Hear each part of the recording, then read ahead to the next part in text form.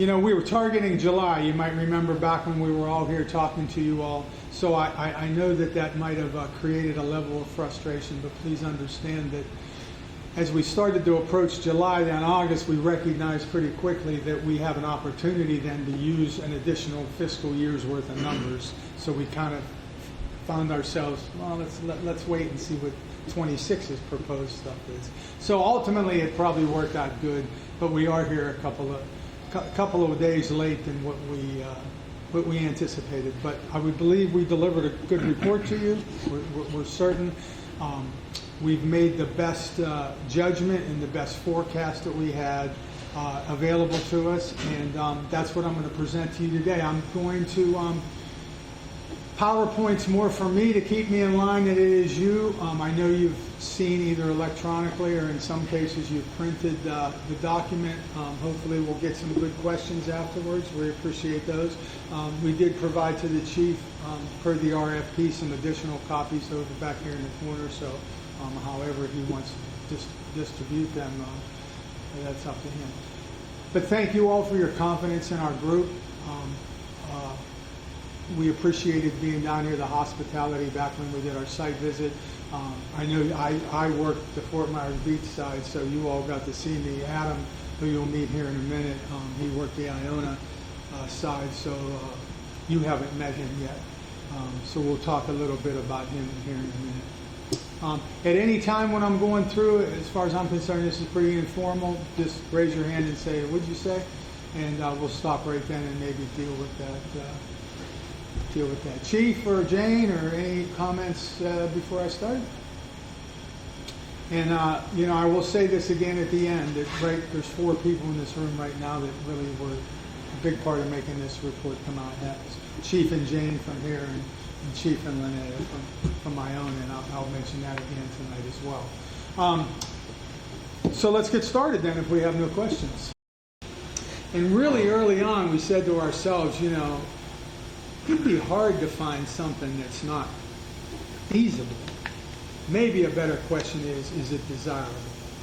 So the two factors we thought about in desirability was operational improvements or financial improvements to the business owners and the residents of the 2 fire districts.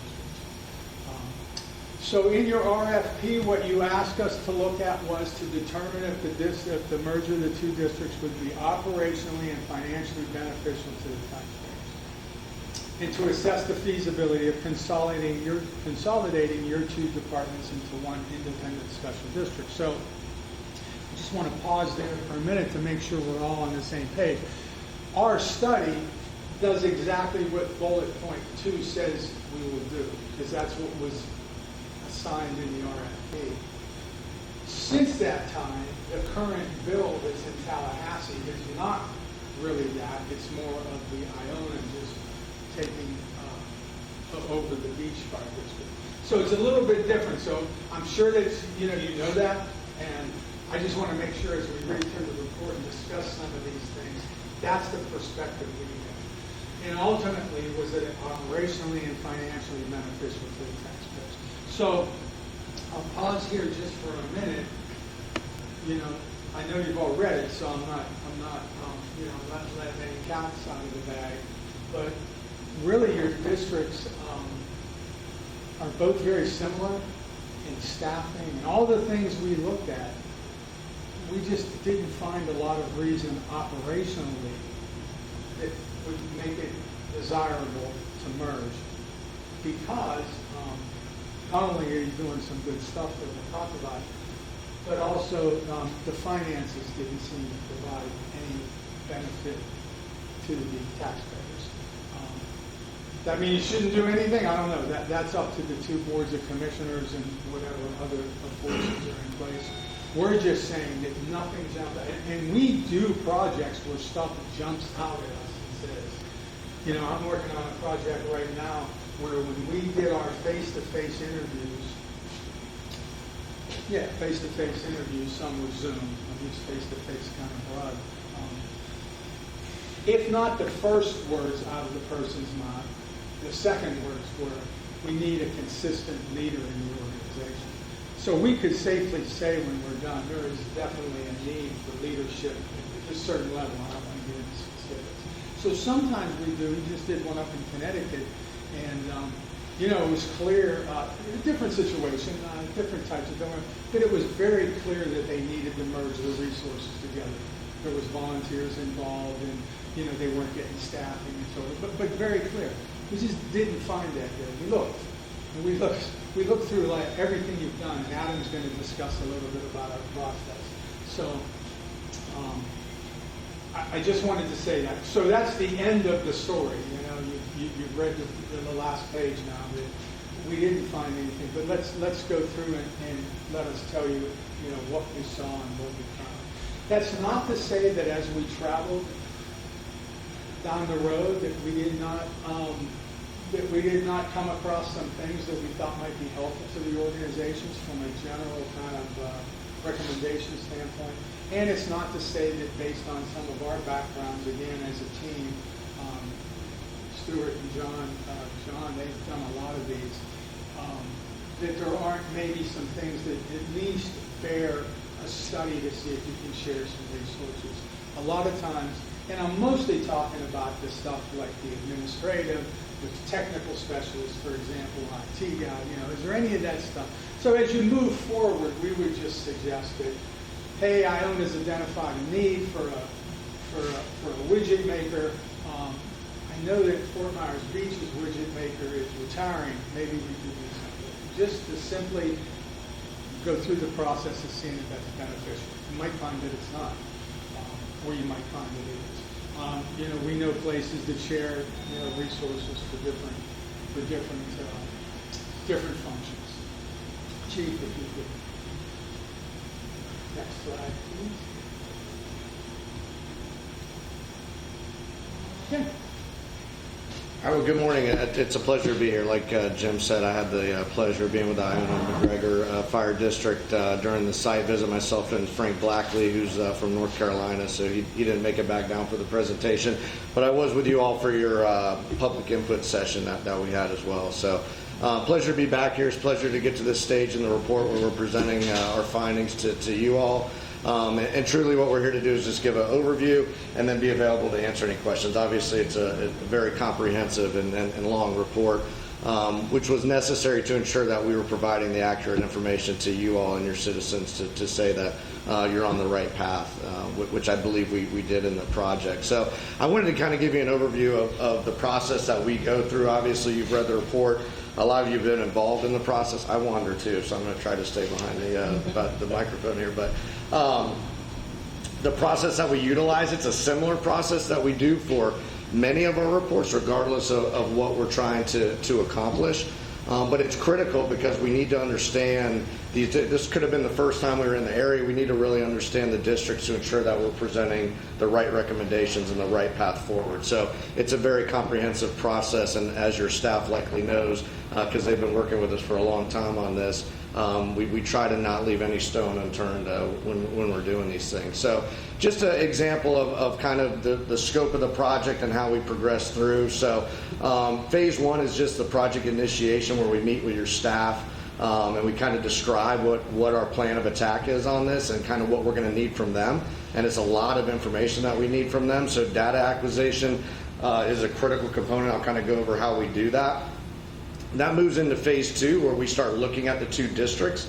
And again, we look at every aspect of the district to ensure that we are uniquely familiar with both organizations and how they could interact with each other and how maybe that doesn't, again, make sense. So we look at all that.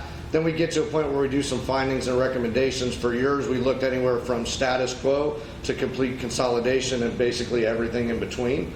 Additionally, when we do these projects, even if it's not within the scope of the project, if during the review of your districts we see something that, like Jim said, pops out at us, even if it's very minor, we try to provide that recommendation to your district. So, you know, we saw some things in these two, you know, with some data improvements we thought could be made. So we like to give you that information, even though it may not be in the scope of the overall project. These are things that the districts could do really almost immediately to what we think could improve some things for you all. So there are some general recommendations in this report that kind of address some of those things that we saw. And then we get to this point where we develop the final report and we present it to you all. That is a back and forth process, and your staff may have kind of told you guys about that, but that's almost like a 2-month process where we're going back and forth with your staff to make sure all of the information is accurate. I will tell you that, coming off of a hurricane, that did, like Jim said, complicate some financial projections, incident volume projections. I'm from Pinellas, like Jim mentioned, I'm from St. Pete Beach in Pinellas County, so we just suffered 2 large storms. So I'm kind of in the earlier stages of dealing with that and dealing with the financial forecasting and the rebuild of our community. So I'm unfortunately pretty familiar with that as well. And like I said, I learned a lot being down here with you all because you were a couple years past that point when I came to visit you. So that was enlightening for me. So Chief, we can go to the next slide. Thank you. Does anybody have any questions on those phases that we progressed through? And again, just like Jim said, if you have a question, just yell it out. I'm happy to address it. So we talked about data acquisition, really worksheet completion. So what we do is, and I'm going to kind of show you each component of the report, but for every component of the report, we send back a worksheet to both districts where we're asking a lot of deep questions. We're asking them to provide data. That is probably the most comprehensive part of this project and the one that really takes the longest. Our goal is, before we get to that next bullet, the site visit, is that we really have the backgrounds of both districts complete and accurate according to what we know at that point, right? As we come to the site visit, we work through that and confirm that all of that information is correct, because we don't want to start looking forward to the future till we know what the present is presenting to us. So we spend a lot of time on gathering that information from your districts and your leadership to basically put that report together before we show up for the site visit, which I believe we did around April, if I remember correctly. So when we came in April, we had a team. Jim was out here with Chad Pittman, who just recently became the fire chief in Clearwater, so he couldn't make it back down here with us. But they were out here on the beach, and then, like I said, Frank Blackley and myself were in Iona. During those site visits, we met with a lot of the elected officials. We met with all the key staff for both districts, and then a sampling of all the employees from the district, union leadership. Again, we try to be very well-rounded so that we're talking to every kind of component of the organization and make sure we understand everything that's going on. And again, to confirm all the information that we had already compiled prior to that site visit. Your site visits, again, we did the face-to-face interviews, and then we also did 2 community meetings, one out here at the Margaritaville Resort and then one at Iona McGregor, and tried to elicit some community feedback. One of the things we found doing these projects all across the country is sometimes you get a face-to-face community meeting where you have to host 3 of them because there's such an influx of community members that want to see and want to interact face-to-face. And then there's some that you really don't get a lot of feedback. And we want as much feedback as possible when we're completing these reports. So we moved forward with an online survey as well. And that elicited quite a bit more feedback than the face-to-face. And that's really not uncommon for a lot of these that we do. Typically people are quicker to do the online survey rather than the face-to-face. So again, we try to hit it from both angles to make sure that we're getting all the information that's could be valuable to the project. So Chief, you will get the next slide. So now I'll just kind of go through the different sections of the report. I'm just going to kind of very high overview, but if you have a question on any of these particular sections, I'm happy to answer it. As we talked about, it's a very comprehensive report to the tune of 317 pages. I had it out at the hotel this morning, and the gentleman sitting next to me said, "I hope you don't have to read that whole thing." So it's a big report. I really appreciate you all going through that. We try to make our executive summaries pretty concise so that if you read the first in this case it would be the first, I think, 5 or 6 pages of the report. It's the executive summary. Try to kind of capture everything that's in that 317 pages. So you don't have to read the whole report, but if you see something in that executive summary that sparks some questions, or you want a little bit more information on it, you can actually go to that part of the report and follow up with it. So out of those 317 pages, we had about 207 illustrations. So that includes figures, GIS mapping. Because of the complexities of this report, there's a lot of figures in here, again, trying to ensure that we cover all areas. So in this section 1, you're going to see an organizational description of both fire districts. Like Jim mentioned, very similar in structure. So that's a good thing when you're looking at the feasibility of consolidating, but both operating very efficiently, right? So again, nothing really popped out at us that said, oh man, if we combine, we're going to gain efficiencies in this manner or that manner. Didn't really see that when we were looking at organizations, the buildup of the two districts. Both are independent special districts, which obviously are unique to some degree. When you talk about those, when a municipality like I work at, obviously as working in the fire department, I have the advantages of having an HR department and a finance department and all the other city resources that we can tap into. Special districts really have to handle all that on their own, so that's why you see finance directors and HR directors, and so it is a little bit unique. But again, both of them operating efficiently. Part of those general recommendations, like Jim said, some of the things we did say, and I talked about going anywhere from status quo to complete consolidation. We did talk about potentially looking at some administrative, like you mentioned, if the HR director were to retire one district, could you look at some kind of combination where you're sharing some of those administrative support functions? So we did make some mentions of that. We talk about the stakeholder input. Not only did we do a community survey, we also did a staff survey. So all the staffs also had an opportunity to do that. We basically summarized that in the body of the report, and then if you go to the appendix at the back, you'll find basically the raw data of what we gathered from those two surveys. So if you really want to dig into exactly what was communicated back to us, you can look in the appendix and see that. Management components, we're looking at anything from foundational statements, your mission, vision, values, which both districts have. We also we asked the administrative staff some of the critical issues that they're dealing with. Unsurprisingly, you all are dealing with the same thing that most areas are dealing with. The new one now being ad valorem taxes, which obviously is a pretty big deal at the state level. I know for our municipality, we're meeting weekly to come up with kind of ideas of how we're going to overcome that. Should that be changed at the state level? I think they're down to maybe 4 proposals right now, but all of them could be detrimental, obviously, to ad valorem taxes. So that's something, if it wasn't a critical issue when we started this report, it's certainly a critical issue now. But finances in general were identified, and I would say the bulk of this report really looked at the financial aspects of things, and that's why Stuart's going to present on that here shortly. From staffing and personnel, we look at both operational staffing and administrative staffing. We compare you to like organizations, regional, state. We also look at your percentage or ratio between administrators and operational staff. I think that is a good example of some of these that we've done in the past where maybe consolidation was feasible. We saw a very high percentage of administrators versus operational staff. So they were very top heavy, if that makes sense. So obviously you're top heavy, you're usually your higher salaries. If you can reduce some of those, sometimes you can bring your finances down. But again, when we looked at the percentages of administrators to operational staffing in both of these districts, we didn't see that eye-popping ratio that stood out to us that you can make some significant changes to reduce costs. So we didn't see that in this study. So that's important. But again, that's an interesting section to review because we also look at your minimum daily staffing for operations. Again, another area, you won't be surprised that people are your financial burden, right, to some degree, right? That's your highest cost is your people cost.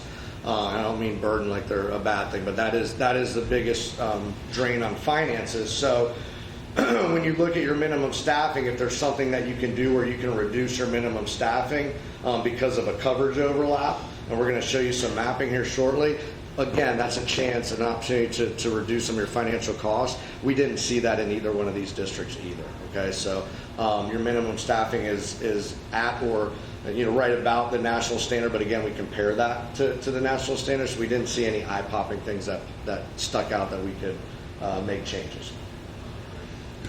Kind of my bread and butter section, and really one of the most important that I think is the health, wellness, and safety programs within your organization. Our people are our most important resources, so we got to keep them healthy and safe.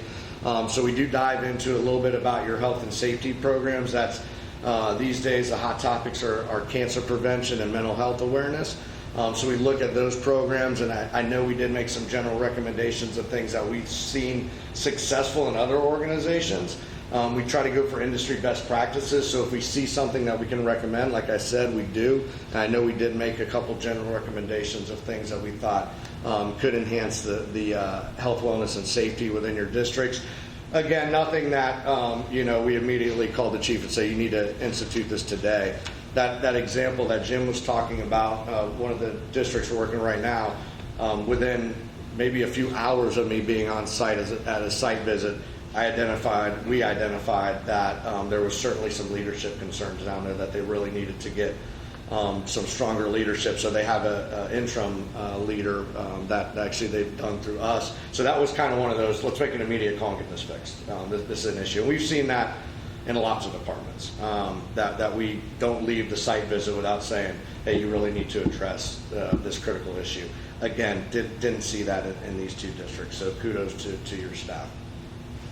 We mentioned the financial overview. We won't go too far in that. Stuart's really going to deep dive into the financial overview. And then capital facilities, we look at your apparatus, your stations, some of your critical equipment infrastructures, kind of age. It's just a cursory look at it. What are the age of your facilities? Kind of trying to help you project what might be big ticket items down the road. Obviously, both these districts dealing with a hurricane. Iona was renovating 2 stations to restore them after the storm when I was here. I know you all are rebuilding one right now. So you're well aware of the capital cost to some of these big ticket items. So next slide.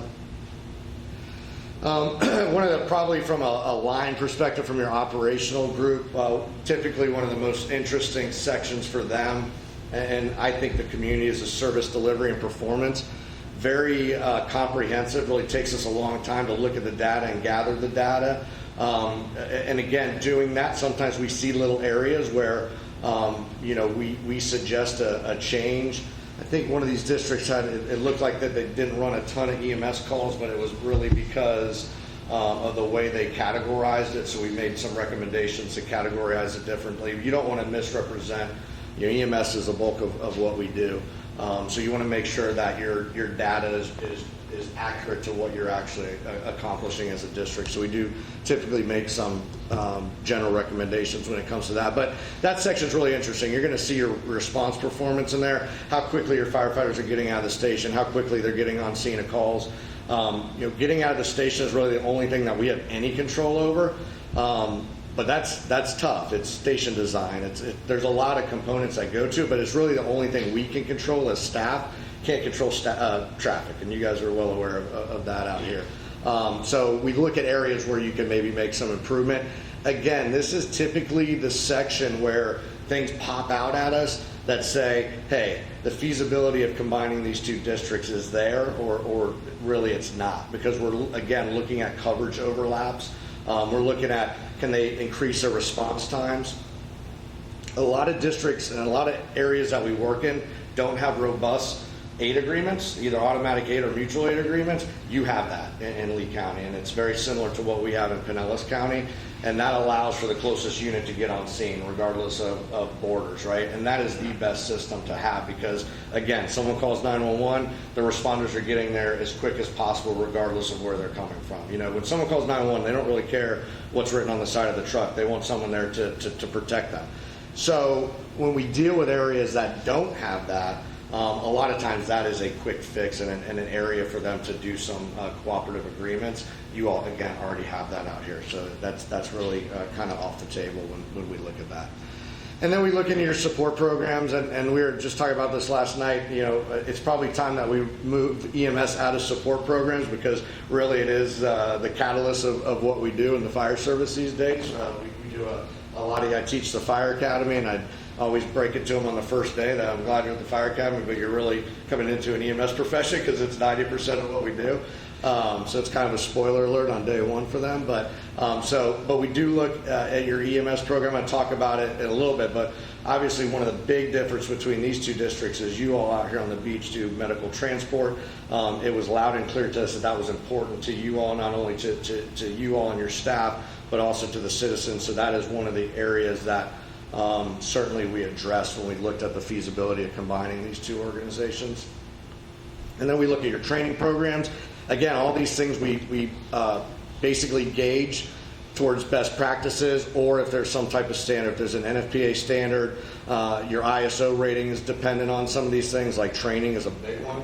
There's 35 points to your ISO rating just tied up in training. So we looked at the comparison to what you guys are obtaining and what the kind of gold standard is when you look at ISO.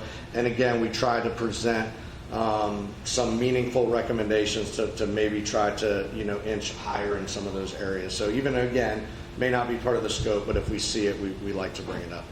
Life safety programs, we're looking at your inspection program, your investigative program, your community risk reduction. Again, pretty comprehensive. Frank Blackley, that was here with me, that's his baby. Very informed on that area of the fire service, so we were able to provide some recommendations there too. And then finally, special operations, that's your hazardous materials response and your tech rescue response. Most places use a regional approach, which is in place here as well. And again, regional approach usually is a cost saving. So if you don't have that regional approach, sometimes that's an easy recommendation for us. Again, both districts already have that. So thanks to Lee County and the kind of operations that you have down here. So.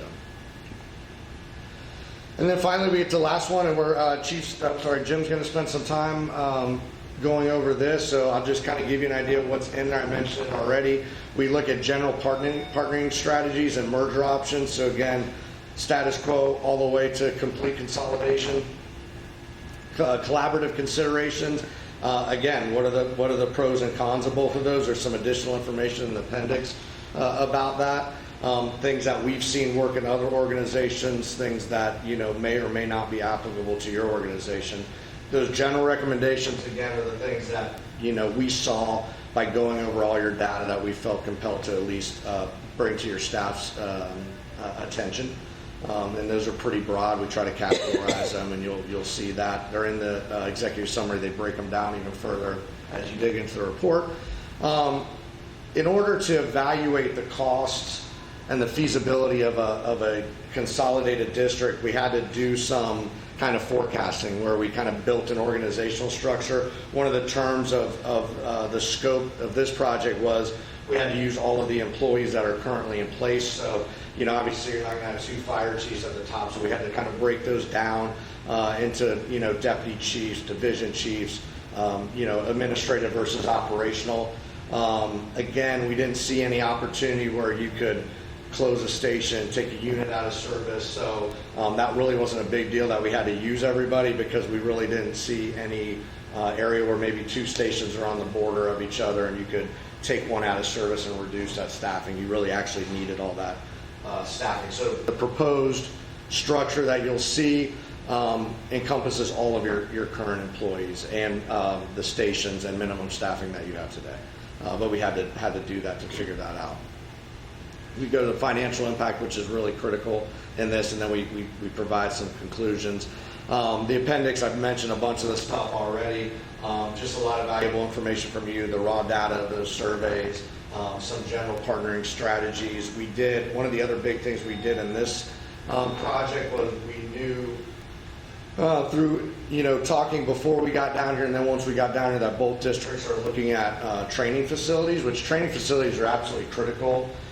Because they have to meet certain requirements to get, I mentioned ISO, to get that 35 points of training, you need to make sure your training facility meets the requirements of ISO, which one of it is land. And again, one of the most expensive aspects of trying to start a training facility. So we did do a survey of all the training facilities in Lee County to try to see if there were some opportunities where maybe these two districts would work together, utilize other training facilities. So there's a lot of information in the appendix about training facilities as well. So quite a bit of information in there.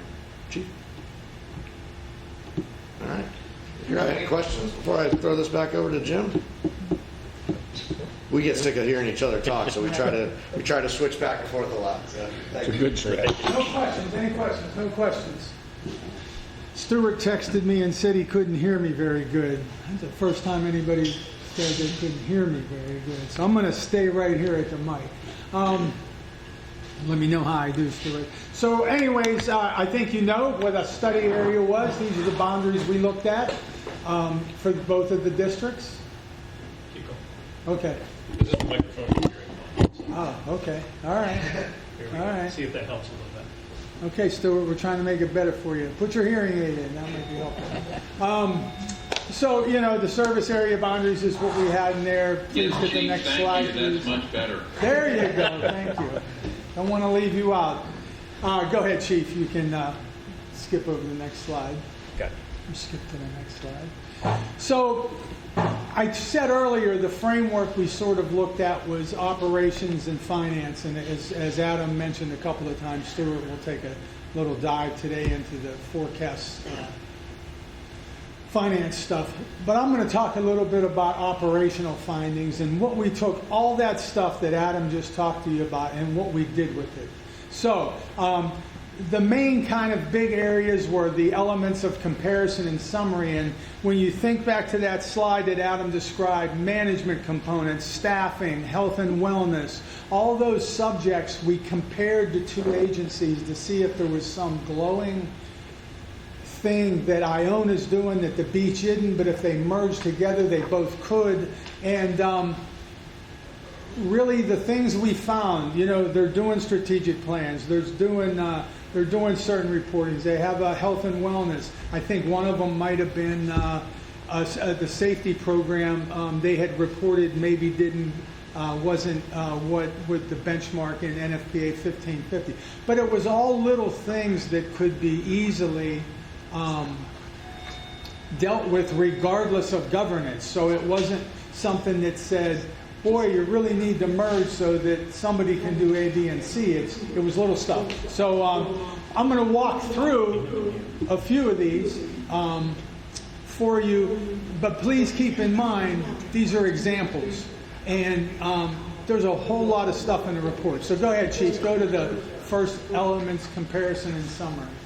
So this is just an example of something, this matrix that would be found in the management components.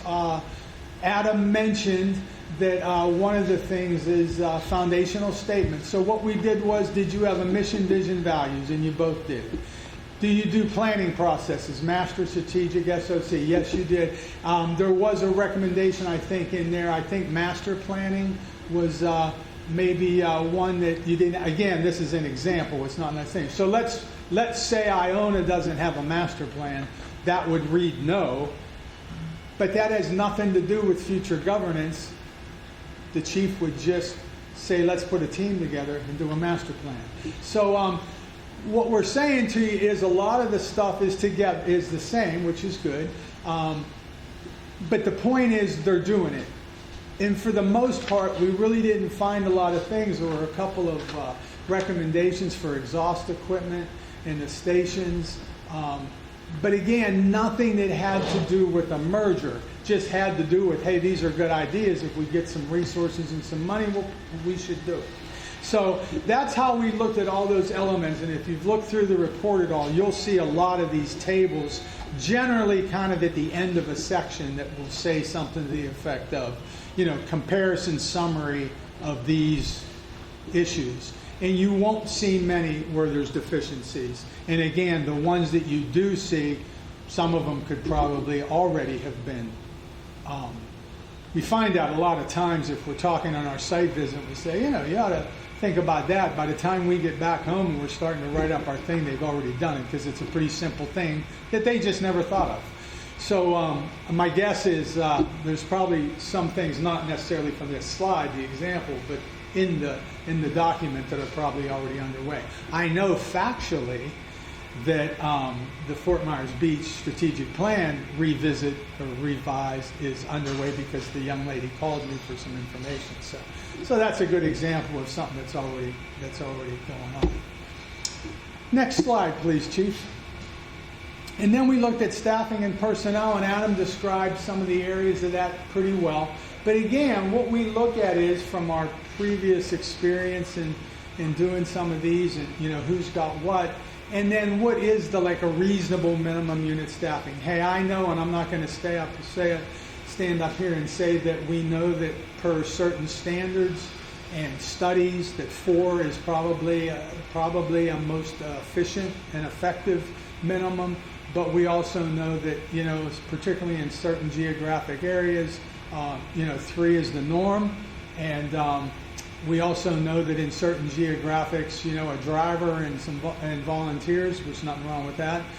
But sometimes even with full career staff, it's only 2 people. So what we wanted to see what was going on between the 2 districts, again, to see if there was a compelling reason to merge. Was your staffing any different? And basically, your staffing's the same on, suppression equipment of 3, and the rescues or ambulances 2. You're on the same operational shifts. Your daily staffing is reasonable. You don't go below those numbers. So again, nothing stood out to say, wow, if they merged, that would really be helpful to Iona because they could keep 3 on the squad. It's already done. So we kind of let that go by and said, okay, that's okay. So go to the next slide, Chief. And then this is deployment, and hopefully you can see the orange there in the bottom, and that's Fort Myers Beach. We sort of look at 2, I don't want to call them best practices, but 2 measurements of benchmarking station coverage. And again, as Adam said, working back to some of our other projects, sometimes you can see stations that are pretty close to one another, and sometimes you see stations that are pretty close to one another and they don't do automatic aid. And that raises a red flag as if there is possibly the opportunity to move a station or merge 2 together and potentially save some money. Look, you'll see as Stewart, and we'll talk a little bit more about the finance, but people are what costs money. So when you look at these mergers, you're not going to save a lot of money unless you get rid of positions for a number of reasons that we can talk about. But you can't get rid of positions, and when I say positions, I'm mostly talking about operational positions, the folks running the calls. If you're not overly deployed and have overlapping coverage, then you can't close units and you can't get rid of, you can, it just wouldn't be the right thing to do because it would impact your service delivery. So, the 2 we use are the ISO 1.5 mile coverage. For many, many, many years, ISO was we want a fire station with an engine company in within 1.5 road mile distance of the fire station. And then also of recent last number of years, they also, if you don't have the 1.5 mile, they will accept some NFPA 1710 time response, and in this case, what we're going to use today is 4 minutes for the first unit. So we looked at a number of deployment polygons in GIS, but for today's purposes, we're going to look at 1.5 mile coverage and 4 minute coverage. By the way, the other ones are 2.5 miles for ladder truck and 8 minutes for the full complement of response of whatever that your effective response force is that you've developed in-house. And there's a couple maps in there that even deal with that. One of them's a little bit busy, as you would notice if you look at it, but both chiefs have been provided with a USB that actually filters out those 3 and 9. It's a little easier to read if you ever need to use it. But anyways, let's go back to this. So what I say when I look at your coverage, I throw in the GIS, the addresses, and then I do a polygon of 1.5 miles. So there's Fort Myers beaches. So right away you could look at that and say, if I removed any station, let's say we removed the station in the middle, which is 31, you can see the coverage that would be lost in that 1.5 miles. And then, you know, if it's more than 1.5 miles distance for coverage, then it's more than 4 minutes too. They really, when you look at 4 minutes and 1.5 miles, it's really kind of close as to the coverage. So next slide is Iona's, and you know, again, you don't see a whole lot of overlap there. If you know, what station there would you pull out without losing coverage? In fact, I kind of joked to myself, and I know Chief Comer is an accredited agency with a standard of cover, but I said, heck, I don't know if I'd close a station, but I see a little gap there kind of in the middle. I'm sure they've analyzed that as part of their standard of cover, but heck, they might need a station. I don't know the call volume, and that was beyond our scope, but when that first popped up, you know, when I made the map, I'm like, he might need some coverage there. So I don't know what's there. Now, Chief, I'd like you to do one more, and we'll show them both. So this is kind of the important one here. Well, they're both. What we have here is the overlay of the two districts, and you can see, and if you walked up there and looked a little bit closer, there's really not any overlap. We've seen where, you know, stations can be. What's the one up there? A couple blocks. So, you know, you could see where if there was another station wedged in there between 32 and the 2 Iona station, where that white is, that maybe there'd be an opportunity to, you know, close a station and reassign the people, or, you know, maybe save a few dollars by through attrition, you know, closing in. Long story short, you just don't have that. I wouldn't change this. I joked with the chiefs one day on a call that whenever years ago you put those stations in place, you did a pretty good job of where they should be, and the beach as well. So good deployment from 1.5 miles. So let's look at 4 minutes, which I will tell you will be very close. There's the beach, and Iona, please. Next one. There's Iona's, and then the beach, or then the overlay. And right there on whatever road that is, north of 32, south there, you're getting a little extra time because that's a large road. I don't know if it's which boulevard that is. But you do get a little bit, but no significant overlap again. Just say to yourself, what if I remove, and I've done this playing around because I can just filter it out. You know, you do start to leave big gaps, and you don't want to do that. Any questions on that for like the deployment part of that and stuff? Does everyone, I mean, this is a big deal here, that when people say, why don't we save money in a merger because now we only have one fire chief? The bulk of the money that you're going to spend in the merger is equalizing salaries. And where are most of your people? In operations. So yeah, you can get rid of a chief, and you can get rid of a, at the end of the day, if you're not pulling fire trucks and rescue trucks off the street, you're just not saving a lot of money. That's where the bulk of your money is, because that's where the bulk of your resources are. So if we don't see some glaring you know, overlap, and again, we've seen them overlap.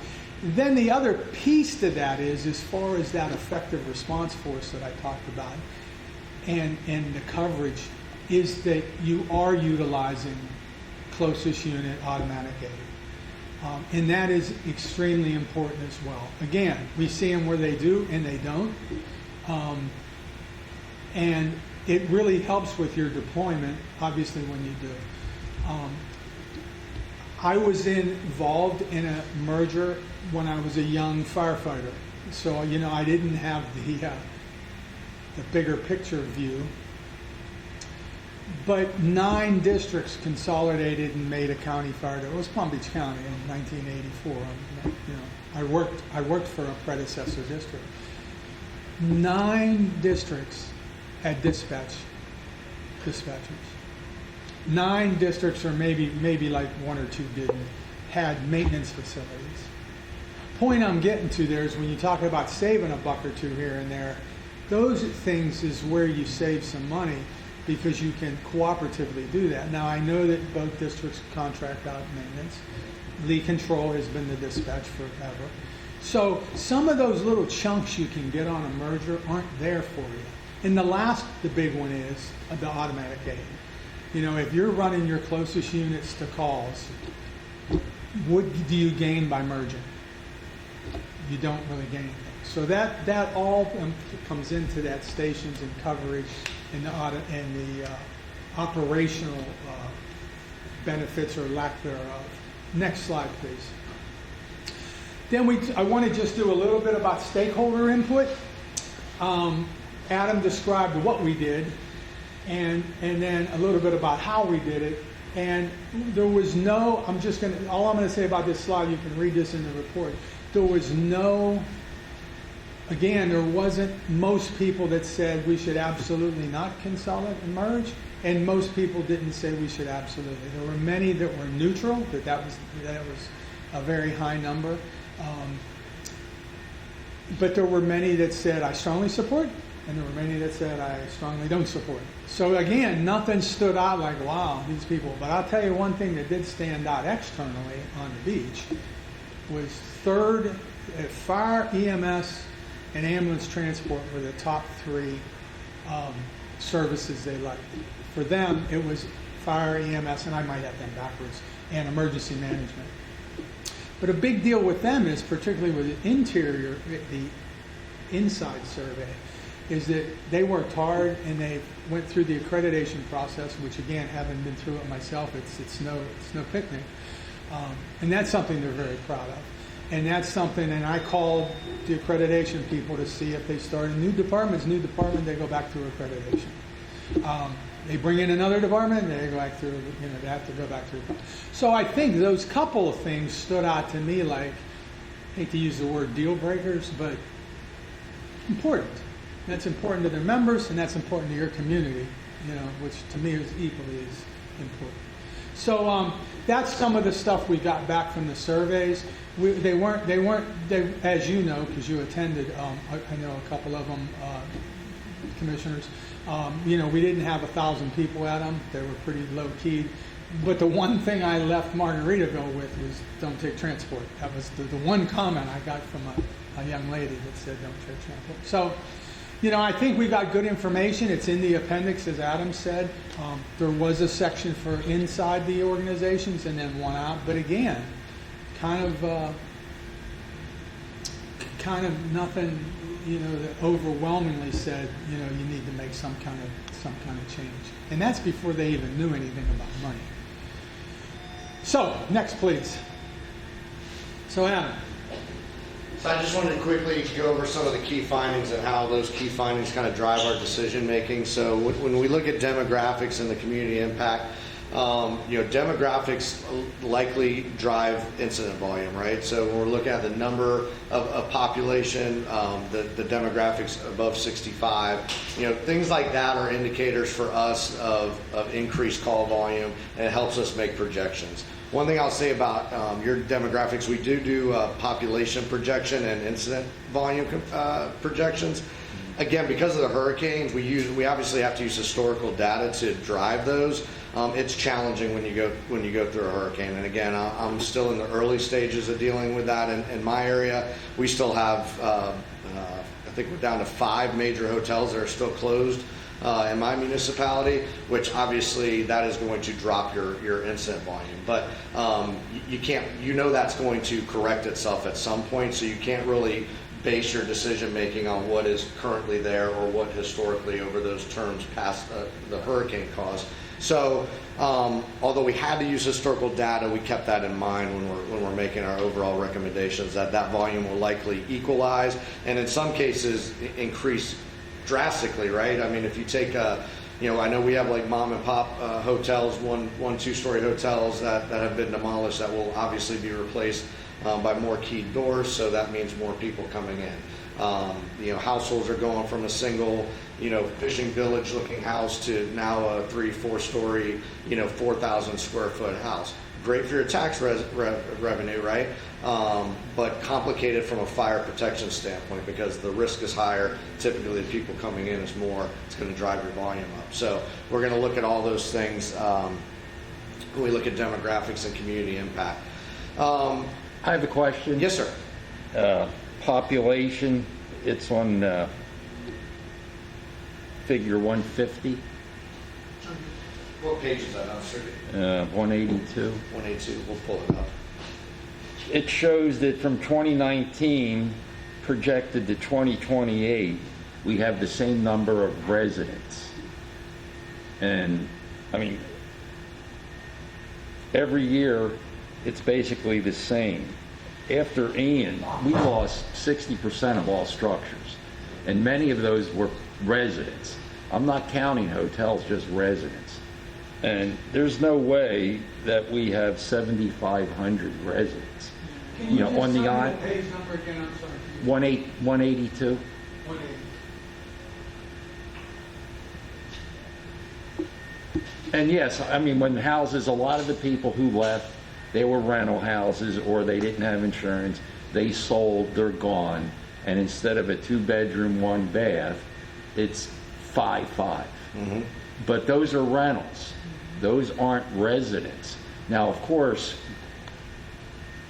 once all these houses are built and we get a couple of the big projects, maybe we'll approach that. But to me, it just seems faulty that for 10 years we're at 7,500. And that you're saying the actual number or the projected number? I'm sorry. So, yeah. Well, I mean, for the 2019 to 2024 is basically the same number, 7,600. Yeah. So that came from Esri, the GIS folks. It's really something that we have to be able to point back to. I don't disagree that sometimes there's some uniqueness. I think we note in here in a couple of places throughout the document that because of the hurricane, there might be some of those assumptions that might be a little bit off. And that's just something, there's a lot of things, particularly when you get into financial forecast that, chief and staff will just have to look at locally and kind of monitor how that's going. We had the same problem with clients after COVID because we did a linear kind of call volume increase and all of a sudden in 2020 or whatever it was, it dropped off and messed up the whole thing. So from our report standpoint, we like to be able to point back, but we also recognize nobody knows your area as well as you do. So I know Chief reached out to the county GIS, and I think that was just Fort Myers Beach's population. We tried to do our best, but this is something we can point back to.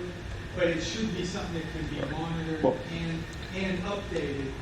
Each So year. this was also one of the data points that we had discussions on as we were going through all that data. So at the same time your study was going on, Lee County was doing a countywide fire impact study. And we know that we have occupancies that are out of service. So the citizens, they're not here right now because a lot of the condos aren't open.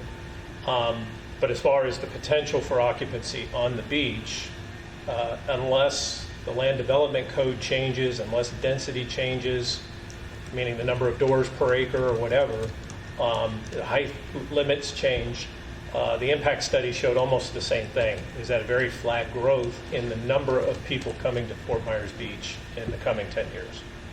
So that was a completely separate study and showed very similar results. Well used, so they might use a very similar metric to come to that conclusion. I know a number of years ago we did a study for the Manatee County District, and they were seeing a lot of owned property become rental property, which took from so their population was actually going down on the beach. And then everybody's like, what? That's impossible. I drive in traffic, that that's really what it came down to, was owned versus visitors. I think that's one of the unique things with the beaches.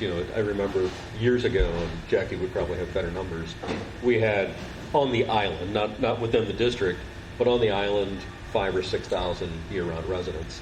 But in season, we'd approach 50,000 people that were actually here occupying beds, clogging the streets, being on the beach, restaurants, all. So that load on our service as a district, the potential is there to be burdening at some point, especially if we have special events that can contribute to whether the weather's hot or cold or whatever. Yeah, it's the day visitors. With those volumes for us in St. Pete's, I'm sure the same way, where you get that big influx. The numbers that I've been quoting as the chamber president were before the storm, just dropping below 7,000 full-time residents. So we had already seen a start of a demographic shift with more houses becoming vacation rentals, which is a national trend. It's an international trend. Yeah. So we had already started to see that. But the numbers that I'm quoting now, and it's anecdotal evidence, I don't have exact numbers, but I'm saying there's around 3,000 residents right now. Chief, maybe correct me if I'm wrong, maybe 3,500 full-time residents. We will bump up to, this year with condos, 25,000 residents on the island with snowbirds, maybe, because we have a number of condos still offline. But then we will drop back down again, but as new homes are being completed, obviously our resident numbers are climbing, but our vacation rental numbers are climbing as well. Is that just the island? Just the island, Okay. yeah. So I'm quoting we of course have the about district expands beyond 3,000, that, Right. maybe 3,500 if I push it. I mean, Chief, you would know better, probably based on call volume or who you see out there. And you're seeing permits come through for new home builds, and you know whether they're a resident or a vacation rental or not. So. Right, and Commissioner Fleming's point's good, that a 1,200 square foot house is now a 3,000 square foot house, but the lots are still as big as they are, and even though a lot of these houses that are 3 stories, 2 stories are occupiable, and they look huge, but the square footage numbers aren't not super much high. larger. Yeah. Few But to his extra point is bedrooms. valid about the It last is. spanning over those years. Keeping it static at 7,500 is not adequate. I mean, it's not appropriate because it may have been that. It had already started to drop before the storm. It tanked during the storm. Now we're climbing our way out of that. May we be 7,500 again someday? Maybe. Yeah, I agree with you all 100%. And again, I live the exact scenario that you're describing, out here on Fort Myers Beach. For example, we do, all of our new developments have to do traffic studies, and like Jim mentioned, the data is one thing. When you live it, you have a different perspective of what it is. But from a analyzation standpoint, we have to rely on the data that is provided to us.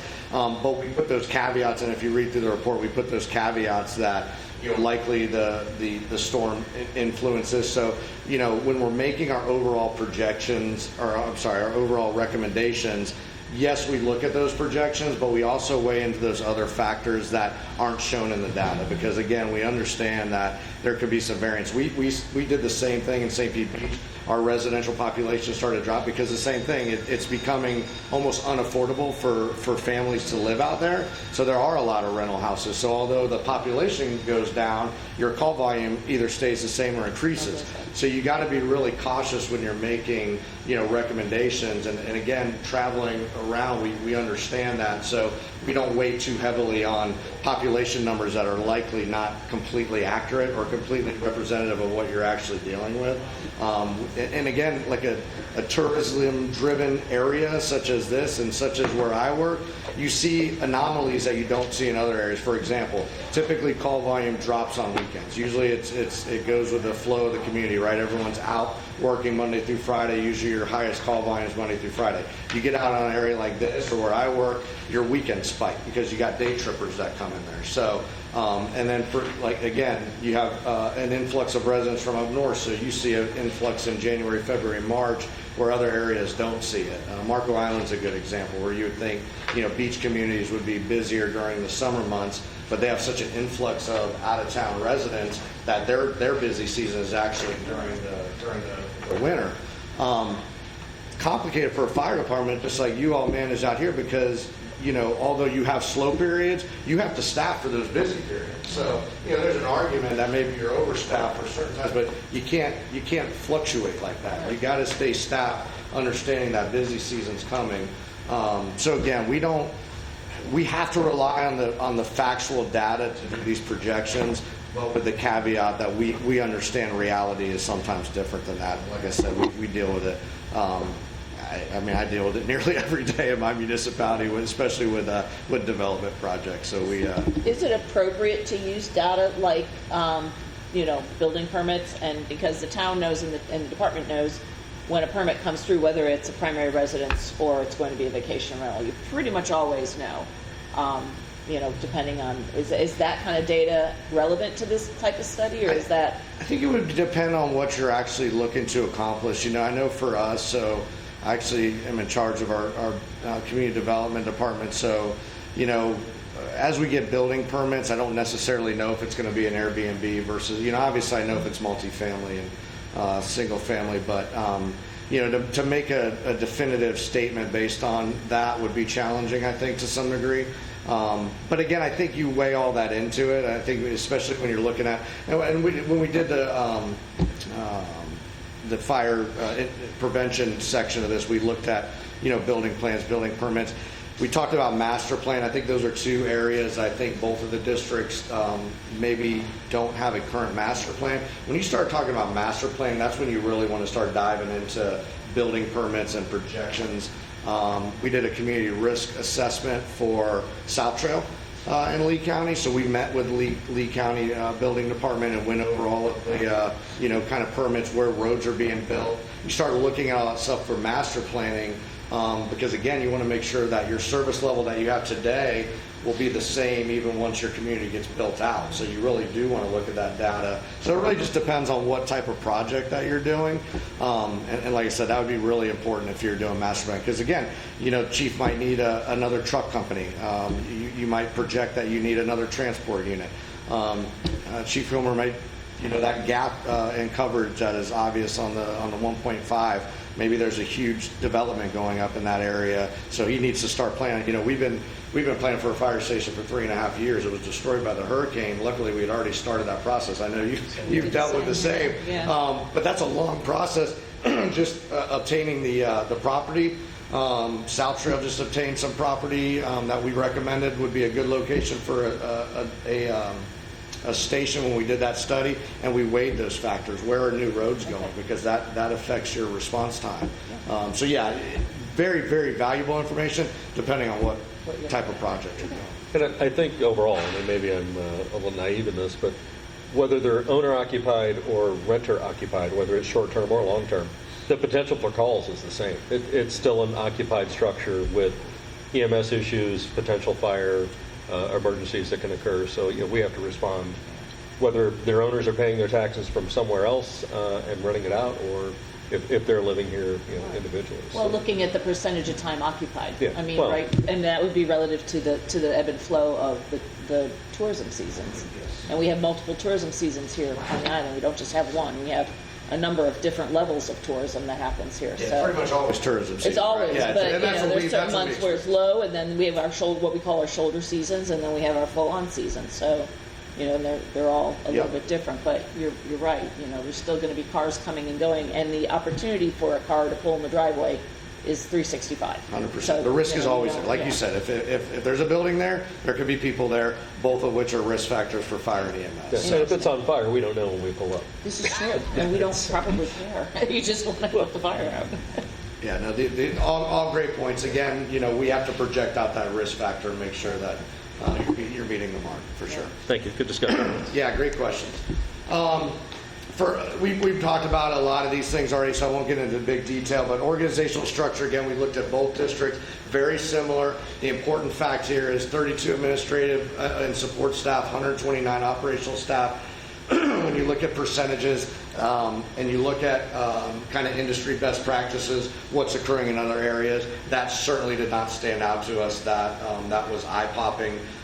We did about 30 plus performance reviews for special districts across the state of Florida a couple of years ago. There were some that did stand out to us that, like I mentioned earlier, that the administrative staff seemed heavy in comparison to the operational staff. Citizens typically are more interested in the operational staff, the boots on the ground that they're actually going to see in a time of emergency. So we want to ensure that that ratio is good because you still need administrative and support staff to provide the needed resources for the operational staff. So it just needs to be a balance. We saw that in both organizations. We didn't see anything that popped out at us. when you look at service delivery, we talk about, again, what service you should provide between fire suppression, EMS, specialized rescue.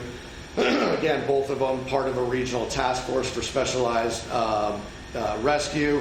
You basically, between the two, you have 15 frontline apparatus that are staffed by 36 personnel from 8 fire stations. Why that's important is exactly what we continue to talk about. Is there overlaps? Is there opportunities to reduce stations, reduce staff? We did not see that. And again, I'll just emphasize the fact that you already have an automatic aid agreement, which is absolutely a best practice. And if it was something that we didn't see, and trust me, state of Florida is pretty good when you look at the fire and EMS service kind of across from tip to tip. But we have done things with departments where I've literally been sitting in a department and a county unit will drive by emergency that station to go to another call because they don't have automatic aid agreements. That is not a best practice. You have it in place. So that is a fantastic thing for both organizations. Chief, you can get a next slide. Just one more slide on key findings. I'm not going to take Stuart's thunder because he's going to talk a lot about financial overview, but this is another area similar to the population where the projections have to be done on factual data, historical data, but certainly this is an area where we worked with the districts very long and hard to ensure that we were meeting the mark appropriately, but certainly with the caveat, as you see in that last line, that you've had negative impacts from the hurricane, and that is going to absolutely affect your historical financial figures. So we had to weigh that in when we looked at this.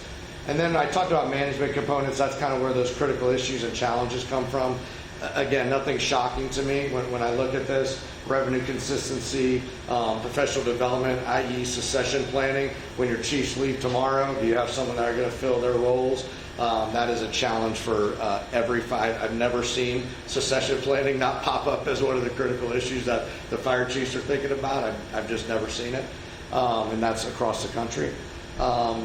You have the unique issues with managing natural disasters, which you're well aware that is a challenge out here. And then again, I'll say the two things that we heard the most, and Jim's already mentioned it, but the importance of the ground medical transport out here on the beach, and certainly the importance of keeping a accredited agency in Iona. Those were two things that we heard from all groups, not just internal but also external. So we had to factor both of those into when we made any recommendations or plans for consolidation. So, Jim. Next slide, please, Chief. So as we talked throughout this, and we won't spend a whole lot of time, we looked at options and recommendations from two standpoints. One was collaboration, one was general.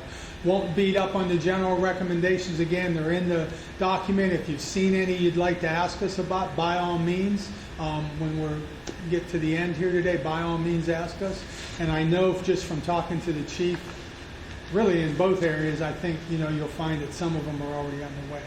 The collaboration, we mentioned this when we were back here in April, that we really like to try to give you a status quo and a do everything, and then look for things that might make sense in between those. And that, again, the 4 or 5 things that are in there mostly deal with the back office functions, and again, I said it earlier, all I would ask, it's kind of a best practice, is say, look, are there ways that we can work together, not requiring a merger, but that might save a few dollars or make some things a little more efficient, or even give some additional resources to one or two of the districts. Again, I'll use our tech guy here. Maybe he could do both districts, and there could be some savings of dollars instead of having 2 people do that. Again, if you read them, they all say should be analyzed. It's not a hard, fast rule. We can probably give you some examples of some things we've done. I know right now in Pinellas County, it's something new since I left. They desire, not suggesting either of you desire this or Lee County would desire this, but they desired some additional on-shift EMS supervision. So while some of the larger departments had rescue lieutenants, many areas did not. So they've come together and, for example, Palm Harbor Special Fire Control District now employs 3 rescue lieutenants for the 3 shifts, but they covered Dunedin, Oldsmar, Safety Harbor, Tarpon Springs, and East Lake. So, that was just an example of a function that they wanted to get some street-level EMS supervision out, but, all of those departments couldn't promote rescue lieutenants. So, sometimes there's something there, just take a look. I know that the beach does plan review for Satro, for example. So sometimes there's some stuff there. The general recommendations are just stuff that we've seen that we think works other places, and maybe it would be something good for you all. Adam mentioned a little bit about data. I'll just say something because that's my gig, is the data. We really have an opportunity now because the national data collection is changing formats. The old stuff's going away end of January. It'll be a bad memory. And it's really, we've been telling a lot of our clients, it's really an opportunity to kind of enhance your data collection program in terms of quality and quantity, because you're kind of getting a fresh start, for lack of a better term. And a lot of it's different, so you're gonna have your folks in a room talking about it and doing some training on it anyway. So at that point, maybe you can talk a little about it, because the quality of data in today's fire service, it's just critical, and we really try to promote a good quality control process. Go ahead, Chief. Next question. So let's get down to the meat of this, and then we'll wrap this up. You probably didn't come here today to hear most of what we've already said, but we feel that it's important to let you know how we get to where we get. Your desire was to learn to discuss and learn the feasibility of merging from the 2 current districts into another district. So we looked at 3 kind of general areas that we just talked about a little bit. Keeping things the way they are today. Some interlocal agreements to do some sharing of resource or collaborations, or a legal merger. And when you talk about the legal merger, the first thing that you want to talk about is what's it going to cost. And in order to decide what it's going to cost, you've got to build an organization. So I want to say to you that the next few slides you'll see, and what you've read in the report, is nothing more than a couple of consultants sitting down and putting an organization together that we think, based on what we know about this area and your 2 organizations, would work. Station numbers mean nothing. Unit numbers mean nothing. Titles on an organizational chart mean nothing. It's just what we put in where we see ongoing kind of positions in organizations as we do some of these studies. So we took that, and then Stuart will discuss how he got through the process of costing that out. But let's look at what that would look like. Go ahead, Chief. So again, I'm not as familiar as I probably could have been with the Lee County numbering system. I know Satro 6 and obviously those. So I just told John, make me an 8-station department and just start with a number and end with a number. And I want them split geographically in 2 battalions. And that's what John put together. So please don't think because it says 31 through 38 that's etched in stone. Iona, don't think we did away with you. It could have just easily been the reverse of that. But what we did was we thought of an organization due to complexity of hazards, the complexity of the geographics, the number of stations, number of personnel. We felt that it would be best suited to be in 2 battalions, one kind of on the beach side, but with 2 stations inland, and then the other 3, which is our Iona's current northern stations, and then 75. So please hit the next slide. Hard to see. There's some green fire stations on there and some red, which just depict Battalion 1 and 2. Of course, we know operationally that, regardless of your administrative battalions, you would likely send closest, units, and in many types of situations, you would probably send both battalion chiefs to calls. So, don't look at it like from that. Look at it more. These are the administrative battalion that'll take care of paperwork and training, report review and all that kind of stuff for those 4 stations. Operationally, it'll be seamless. Go ahead to the next slide. So I know you can't read this, but it is in the document. We looked at what you had now in the 2 districts in reference to positions. We may have tweaked some changes. I will tell you that you have 160 full-time equivalents, and in this chart you have 160 full-time equivalents. We did not add, nor did we delete any shift personnel. We did reassign some staff personnel. Again, knowing your accreditation and knowing some different things, we added, for example, and this is quite common, I see job ads for this frequently, management analyst who does like data and things like that. We split, for example, Adam mentioned this earlier, right now Iona has an EMS/health and safety position. We felt when you get to an organization of this size, those functions, because of the complexity with all the stuff, cancer and all that coming on, that would be a good position to switch. So we made a health and safety chief and removed that from EMS. I'm right, Seth, you're EMS/health currently. Right. You know, and again, we just think, 80% of your calls are EMS, and health and safety is a huge thing now. If you take nothing home with you, that might be something good to look at too, as far as, because we have so much requirements now with the new laws and cancer and, we're seeing a lot more agencies. We just did some work with one that had a health and safety officer and then a chief level officer and then a health and safety lieutenant. And they were, a 6-station department, I think. Yeah. So anyways, that's just an example of some of the things we did to make things fit. The other thing there, a little bit down to the left on the 2, you see the ABC shift below that. We like, and again, it's local things, you might not like it. We like each station to have a captain and then 2 lieutenants. So in other words, over 3 shifts, there'd be a captain on a shift, and then a lieutenant, and then a lieutenant. And the idea there is someone's in charge of the station. It's not like when you have 3 lieutenants and you say, who didn't take out the trash? And the lieutenant say, I don't know, I'm not in charge of the station.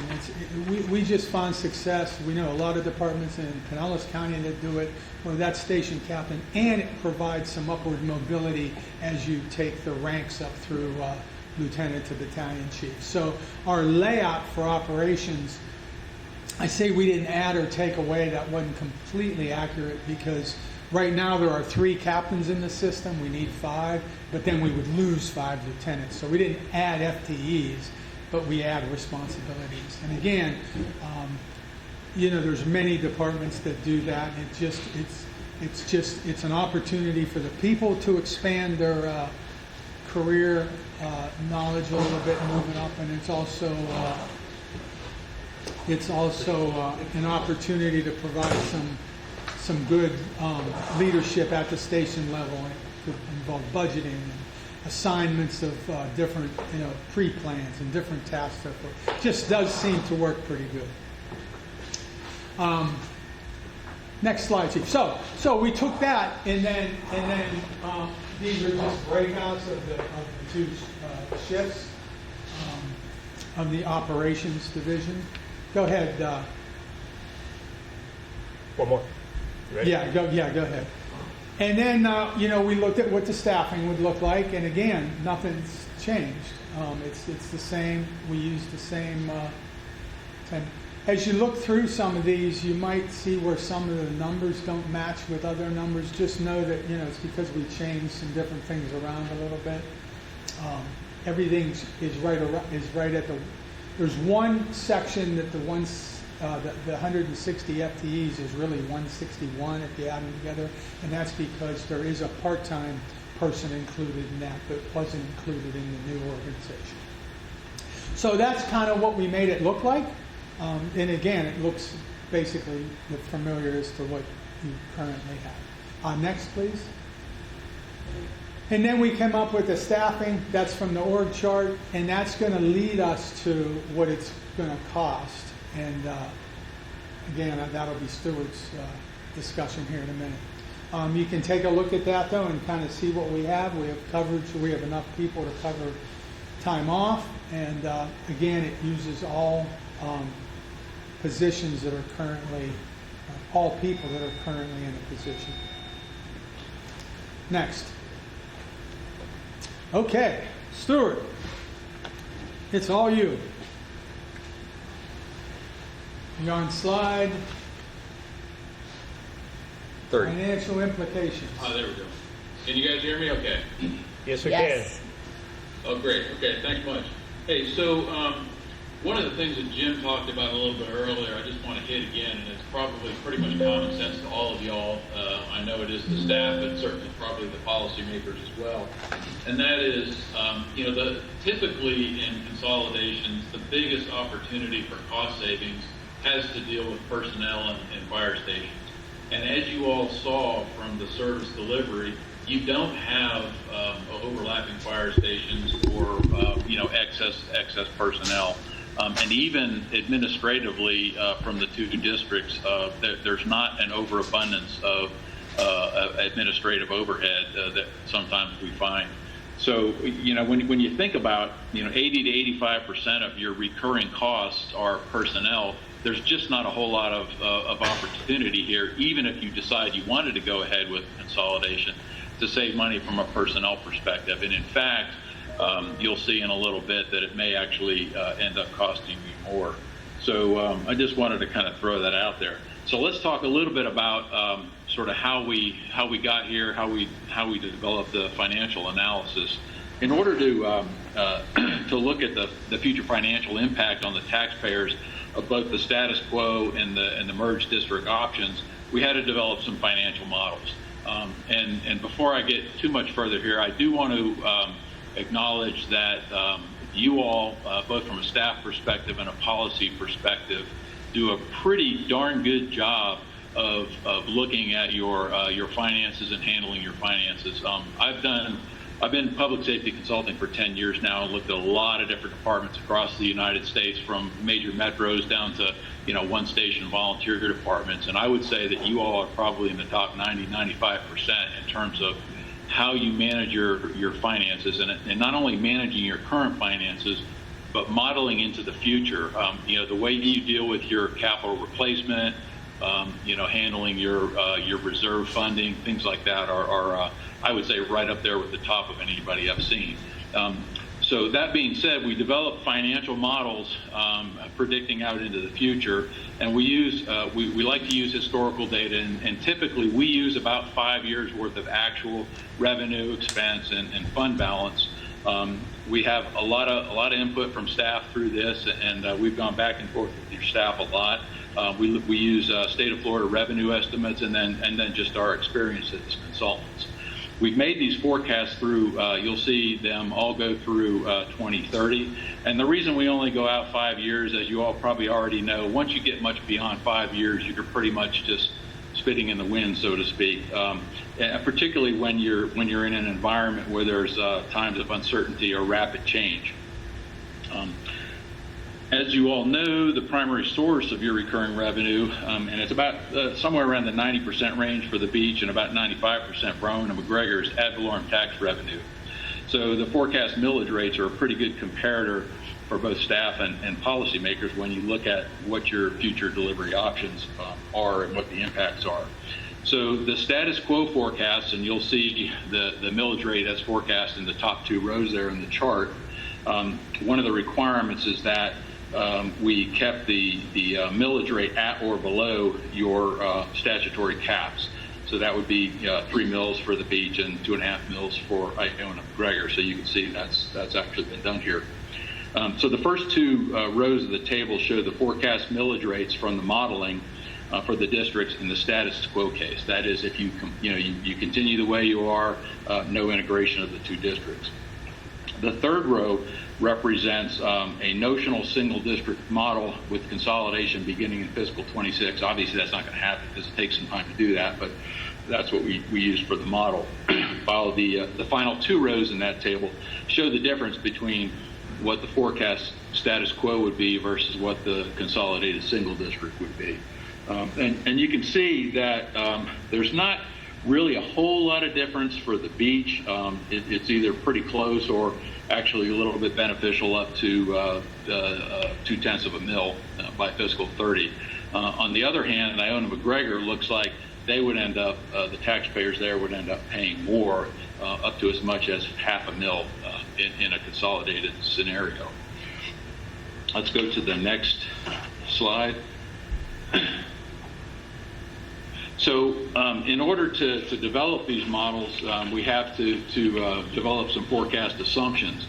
But the first thing I wanted to caveat is some things you need to think about when you're making these, or when we're making these, and that is that the modeling of this future performance generally relies on historical trend analysis of revenue, expense, and fund balance, as I mentioned. However, as you all know and has been pointed out through various points of this discussion, the impact and the recovery from Hurricane Ian has been significantly affected, or has significantly affected any kind of normal trend analysis, making prediction on past performance very problematic. And that's part of the reason we've had to go back and forth many times with your staff and with the staff of Iona McGregor, because obviously you all know your situation much better than we ever would. And so, where we might want to try to rely on historical forecasts in this particular instance, it's very difficult. And so we've had a lot of input from staff in developing these models. Let's go to the next slide, please. So let's look at how we develop these forecast assumptions. We'll first look at revenue. Obviously ad valorem revenue is and will remain the largest source of recurring revenue throughout these forecasts. One of the things that we've had to do since we've had such a disruption, and not so much countywide when you look at the total county tax base, but really both districts have been affected as a result of Hurricane Ian. So what we ended up doing is using the state of Florida has an annual revenue estimating conference. I'm sure you're probably aware of that. And what they do is they do this for educational purposes, funding purposes, and they do this every year, and they project out, they go beyond 5 years, but we've only used 5 years. What we've ended up doing for these models is we've used the annual increase for Lee County as projected by the state of Florida. And basically for fiscal 27, that's about 7.5% increase over 26. And that goes down in their projection down to about 5.5% by the time you get to fiscal 30. And kind of like the population discussion we had earlier, you guys can sharpshoot this. We actually provided you with our Excel spreadsheet models. Based on your local knowledge, you may want to use something different than the state. You could certainly do that, and you probably would come up with some different answers. But like Jimmy said, we pretty much have to rely on something other than just guesswork. So we've used the state estimates for Lee County as a whole.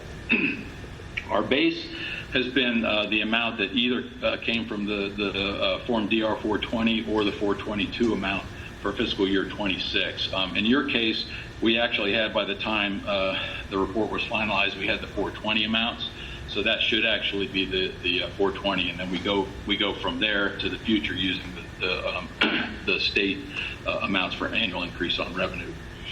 All of the other revenue sources are based on historical trending, and those are probably more iffy than I would like, but they're not that bad. And really, the major source of revenue again is going to be your ad valorem revenue. So that's really the largest, like I said, 80 to 85% of your revenue. As far as expense goes, this is a big one. And personnel, we talked about that. I think Jimmy outlined we really didn't. One of the directives is we don't cut positions, and I think it's pretty obvious from the service delivery that there's really not much of a reason to cut positions, certainly not boots on the ground. But how do you end up, modeling those, the cost of those positions into the future? And what we looked at doing is taking the highest average annual compensation for each position and times the number of positions, and then we projected that into the future. And as far as annual increases, we used, after discussion with both chiefs and their financial staffs, we ended up using 3.5% increase in total compensation each year. And that's a kind of a combination of the projected annual cost of living plus any merit or cost of living increase. Let's see, what else do we want to say about that? I think that covers the personnel costs. Operating costs, those are pretty much based on historical trending with staff input. And I say pretty much based on historical because up through about fiscal year 22, 23, we had pretty steady annual increase in operating costs. Those really went out the window as we had a recovery from Hurricane Ian. And the reason for that, as you all probably know, is that you had things in your operating costs that maybe they're one-time costs. For example, you might have well, for example, you guys, you're adding new firefighters for the station that's opening up again. So you have the cost of equipping, outfitting them, the cost of onboarding them. Those are all operating costs, but they're really not going to be continuing operating costs, if that makes sense. So you've had some spikes in there, small tools and equipment replacement, things like that you wouldn't normally see in a typical year to year. So those are what led to some of the spiking that we see in operating costs for both districts, as a matter of fact. So we ended up kind of taking some staff input on how we would deal with the annual increase in operating costs. So that's included in here. I will say that the Iona-McGregor is about 7.5% per year.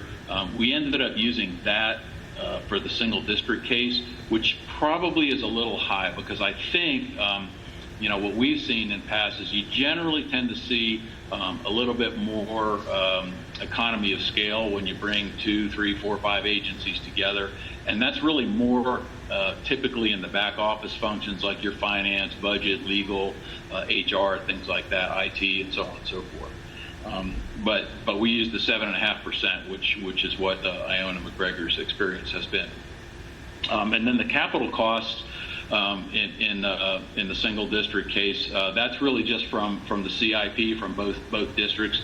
We've just really combined those, so you're not going to see any difference if you add the two together from status quo versus the single district. It's exactly the same, and that kind of makes sense from a perspective. Well, two reasons. One, I think you all are pretty good, pretty efficient about projecting out your annual, your apparatus replacement plans.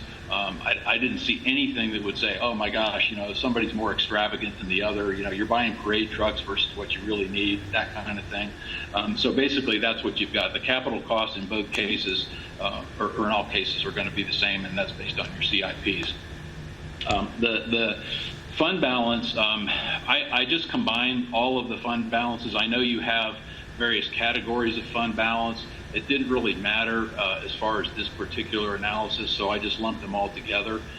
But there are two different ways I looked at that, and both districts are pretty similar in that you carry a 3-month reserve for expenses and then a 1-month disaster reserve. So basically 4 months of recurring expenses, and then the districts have both estimated an annual amount that they want to keep reserved for capital replacement, whether it be facilities or equipment or so on. So those are our assumptions. If we can move on to the next slide, please. So the next 3 slides basically summarize in graphical format the forecast for each district in the status quo cases, the next 2, the first one being the beach in the status quo case, and the next one being Iona-McGregor in the status quo case, followed by the same sort of presentation for a notional single district. So the millage rates, the forecast millage rates that would go with each year are shown in that little table at the top. So if you look at, for example, let's say fiscal 26, which would be the first year of a notional consolidation, you see 2.76 there, and if you drop right down below, you'll see non-recurring expenses, the red bars, recurring expenses, the red line, there's really not much there as far as non-recurring revenue. That would be a bar next to the red bar. It would be a bar in black. You can see a little bit in fiscal 25, but pretty much non-existent moving out through 2030. Recurring revenue is the blue line. And then I've shown two lines for fund balance, one being a target. That target would be 4 months of recurring expense plus the CIP reserve that you all have listed in your CIP. And you can see that excuse me, that target amount is the yellow or the gold line, and then the gray dashed line is what we actually calculate in the forecast. So in this particular instance for Fort Myers Beach, you see that the fund balance, while still exceeding 4 months of recurring expense, you end up, you have at least $2.5 to $3 million additional for capital reserve, but it falls below what your target would be. And again, a lot of that has to do with what's your timing of your capital expenditures, what do you really need versus what do you want to have, those kinds of things. And what I would say that you all have had in past is a very healthy reserve for capital. And it may be you want to kind of look at that down the road, but you're certainly not in any danger at all from what I can see. And again, this is just one potential forecast. I mean, you all, and you have the spreadsheets and things now, knowing your data a little bit better, you can tweak that and you're already in pretty good shape in terms of projecting out into the future. But I think you've got the process in place, and you can take what we've done and sharpshoot that down the road. Let's go to the next slide, please. So this is a very similar presentation for Iona McGregor Fire District. This is again status quo for them, and same sort of thing. Colors are slightly different, but basically, you've got the non-recurring expense in the red bar there, non-recurring revenue in the black bar, and then in this particular case, the recurring expenses are the red line, and recurring revenues the black line. The target fund balance and the forecast fund balance are shown there. Now, in this particular case, the forecast fund balance falls below the target by $2 million. In fiscal year 26, and the gap increases to about $7 million by fiscal 28 and 29 before beginning to slowly recover in 30. The issue for Iona McGregor is a little bit different than you guys. They'll probably want to look at this in a little bit more detail. They certainly have the skill level to do this, but it looks like their forecast fund balance would fall below a 4-month recurring expense reserve as of fiscal 27. Now, they don't have obviously beyond fiscal 27, at least through 30, they don't have really much of anything in their CIP. So really, it's just going to be, a question of, where do they want to be, moving out beyond fiscal 30. But that's something they'll want to look at in a little bit more detail. Let's go to the next slide, please. So this would be a notional single district financial forecast. And again, same sort of presentation. I apologize, the colors differ here. I don't know if that's my old eyes or what, but at any rate, in fiscal 27, the forecast fund balance falls below the target by about $8.5 million, with the gap decreasing to about $4 million by fiscal 29 before actually being met in fiscal 30. And again, these targets are the combined targets of the two districts that currently exist. So in this particular case, and you can see if you look at the calculated mill rate at the top, you're still at or below 3, which would be maybe a notional cap for a single district. Let's see. Let's go to the next slide, please. So that's pretty much, really the bottom line. So, in summary, and bearing in mind the caveat about the forecast of the model assumptions due to the impacts and recovery from Ian, I would say there's a couple of takeaways that that you can look at from here. In the status quo case, each district will likely to be at or just below the statutory caps through fiscal 30, and the target fund balance is not met for either district. And as I mentioned, the target fund balance for Iona McGregor falls below 4 months of recurring, which is probably an issue, again, that they really want to take a look at. and that's by 27. In the single district case, the Fort Myers Beach taxpayers would pay the same or as much as approximately 0.2 of a mil less than in the status quo case by fiscal 30. And on the other hand, the Iona McGregor taxpayers, they'd pay about half a mil more than the status quo case, which would then drop to about a quarter of a mil by fiscal 30. So really, while the case appears positive for the Fort Myers Beach taxpayers, there would likely be some economy of scale on operating expenses, i.e. a lower annual rate of increase, as I mentioned, than the 7.5%, which would likely improve the millage forecast from fiscal 27 onwards, closing the gap for Iona McGregor, although I don't think it would end up showing a significantly lower millage rate than the status quo case.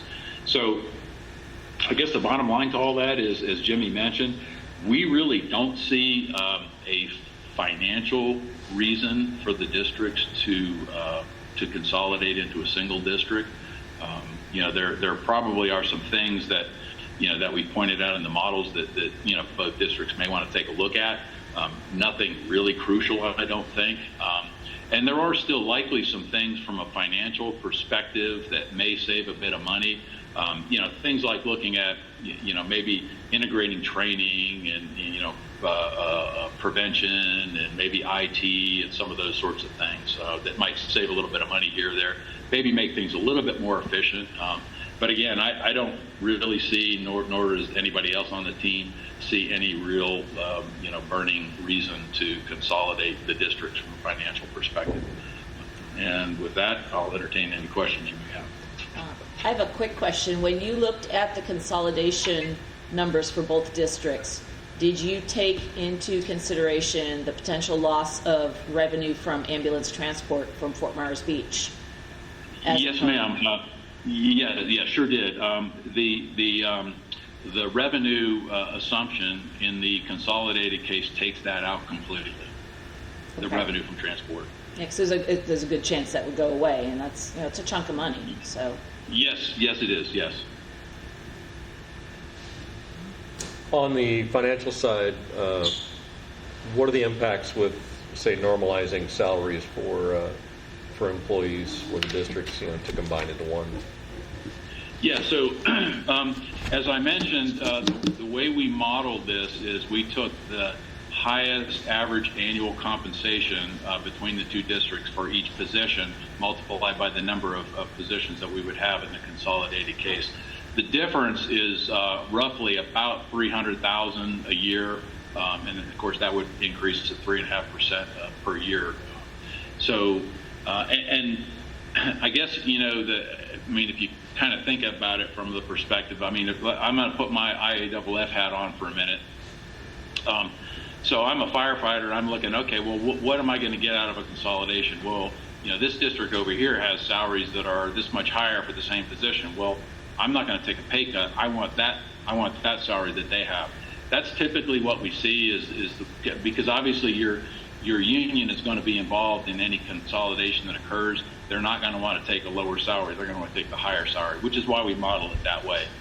There may be some giveaways there, here or there, but we like to take a more conservative approach when putting the model together. So at any rate, that's how we ended up with the salary information. And by the way, I did include, I think, $30,000 for 5 elected officials, which is basically what about $6,000 a year. I think that's what both districts are paying right now. So that is included in the model as well. Okay, great, thank you. Mm-hmm. So just in layman's term, you're saying there's about 70,000 constituents if you merge the two districts together. So about 65,000 of those constituents are going to have an increase in their tax on an annual basis in order for this to happen. The 5,000 of us out here on Fort Myers Beach are going to stay about the same, maybe a small bit higher, but the other taxpayers are going to bear the burden of this consolidation for quite a few years. Is that correct? Yes, ma'am. That's pretty much. If you look at that, I don't know if you can. Let's see. Let me just. That table there. If you look at the last two lines, and you look at the red across the bottom for Iona McGregor. So if I'm a taxpayer in Iona McGregor, and again, this is based on the assumptions and the models and so on, it may be different, but it's not going to be a lot different, I don't think. Their millage rate will go up, and like you see here, this particular model shows fiscal 27-28. They're going to go up by $0.5 So, you can use that and figure out based on, just take your own house or whatever, and you can figure out what that $0.5 impact would be. I do think if you look at the numbers there at the bottom going out to fiscal 2030, it looks like the difference drops, but it's still higher than what they would pay in Iona McGregor as if they remained a single district. Okay. Thank you. Would it be fair in assuming that were there be, to be a combined district and the millage cap stayed at 2.5 overall, that financially that would be catastrophic for the organization as a whole? Yeah, I don't think you can do it. You would end up having to cut something, and most likely people, because again, that's about 80-85% of your recurring costs. Which again, that's certainly, that's obviously very much a policy decision. Okay, well, we could consolidate and save money maybe, but our service level would go down. So you as taxpayers would have to balance that out. So that's the question I was going to ask you. So to consolidate that and to remove some positions would directly impact response times, ambulance times, arrival times, ladder truck times, etc., to 70,000 people. Absolutely. Yep. Yeah, 70,000 taxpayers. It would certainly impact it negatively. You might save a little bit money, but what's that worth to you from the perspective of service level? Thank you. Mm-hmm. Any other questions? Yeah, thank you very much. We appreciate your input. Next slide, please, Chief. Welcome. Thank you, Stuart. So, that's what we have to say, so I'd love to entertain any of your questions or any general comments. They've all been good. You've been very engaged, and I'm impressed at some of the questions you obviously read. At least the executive summary you read. Yeah, again, so I know you asked some questions going through. Hopefully we answered those, but if you have any others, here we are. I have a kind of a general question. We looked at the positives in merging to 2 districts. Were there any kind of outstanding negatives that you would see other than the financial burden overall? Yeah,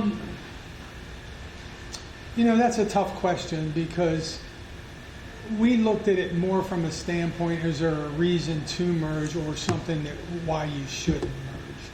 And clearly the finance side would indicate that the merger is probably not the best fiscal thing. Frankly, operationally, and there's actually in some of our reports a paragraph that says generally, when you're going to merge, you should be doing it for reasons other than money. You should be doing it because you don't have, in a volunteer organization, staffing in the daytime. It should be you have close stations. It should be that. Because it just, the reason, I would ask you, or I would ask your team, so what would the reasons to merge be? Well, from an operational perspective, it's just a policy decision. Nothing's going to change. Tomorrow morning, engine 32 is still going to be first due at my hotel with 3 people on it and a whole bunch of other people coming. And it don't matter what the side of the truck says. So if you want to merge, if you feel there's a compelling reason that, we just want to have one less fire district and we want to get together because we think, a little bigger is better, may provide some additional opportunities for our members, and that's true stuff. But when you combine that, then remember, we looked at it from an operational and fiscal standpoint. Why would you charge yourself more money to get what you're getting today? And there's other cultural issues, and somebody's working for a new boss, and it potentially will cost more money. How would you describe your experience having gone through a large countywide merger? Well, I would first say that I want to make sure it was a number of years ago. And I will say that our district, our labor union, we blocked it as hard as we could have. We didn't win. There were a number of years when they struggled a lot with equalizing salaries. So when you're sitting at the dinner table, and I'm making this much and you're making that much, and we're both on the same truck, from a cultural or what standpoint is that not necessarily the best thing? Well, there's always going to be a step. And I may say that, and I will say this: I came from one of the more affluent districts. 40 years later, 35 years later, whatever it is, I look at it now, it's one of the best fire departments in Florida as far as I'm concerned. So they did it right. But sitting on the fire truck in 1984 was no bargain for me. I wish we'd have kept it the way it was. What was the driving force between that consolidation? What started it, or where did that come from? A little different than you all is they were 9 independent districts under Palm Beach County. And as I mentioned earlier, there were 9 dispatch centers. There were 6 or 7 maintenance facilities. There was. So who brought it forward, though? The county. The county said, "Look, leadership. We in county already had an EMS dispatch center, so they're like, well, why don't you just let us?" And they started looking at things like that. But I will say this, and I couldn't get you the quote, but Herman Bryce was the chief of Miami, and he came to put the new organization together. And he was a great person to work for. He was a good leader. But the one thing he said, he was at the county commission a year or 2 after they did it, and the budget hadn't went down. And he said, "I'm not here to save money. I'm making this to be a more efficient and safe service provisions." And I remembered that. It's not that you're always going to save money. And like I say, we'll tell people that even ones we're encouraging to merge. Hey, this doesn't save you a lot of money, but it does cut your response time because you're closer. It does it may cut maintenance costs because you're getting rid of 3 extra reserve apparatus, all those things. It might help your ISO, which helps your citizens, particularly businesses, with, the thing. So, there's probably some stuff out there like that, but you have to weigh, is it really worth it? And you're doing those good things like Adam said, the automatic aid, the single dispatch center, the maintenance. I don't know how much you're doing it now. When I was at South Trail, us in Collier County were doing a lot of group purchasing. The chief in North Naples at the time kind of oversaw that. I forget his name. But, they'd go out to bid for 5-inch hose for all of our districts. And I presumably, I'm a battalion chief. I don't know how well that did, but I know that's how we purchased everything. Makes sense. So, always look for stuff like that. I always do. Jim, is it important operationally to also keep in mind that take a consolidated district, your ambulances don't have cross-trained firefighters. So when we're trying to build an effective response force out here on the island, each of my ambulances brings 2 more firefighters to the scene than it would otherwise. Right. Yeah, what's the value of that? That's your. How do you put a number on that? Right, that's your effective response one. I always, if people don't like it, I always say, that's important. I don't want to say the more jobs you can do is more important, but the more jobs you can do, the more opportunity you have. And sure, so you get a dual trained person that can. Did you guys look at that at all in the study, or include We that? did your caveat? ERF stuff, but we didn't take away the cross-trained. We assumed everybody was cross-trained. But you can see where your holes in ERF would be, and if they're anywhere a rescue went, you could just take 2 people out of that number. Right. And does that? But that doesn't convert to a monetary value. There's no way you can. What's only the value of only having? to the degree if you would have to replace those 2 people. Mm-hmm. Or you lose that capability. The way we looked at it was, if your transport went away, you would still have 2 dual certified firefighters on a rescue truck, much like Iona's model. So we didn't take anybody away with transport.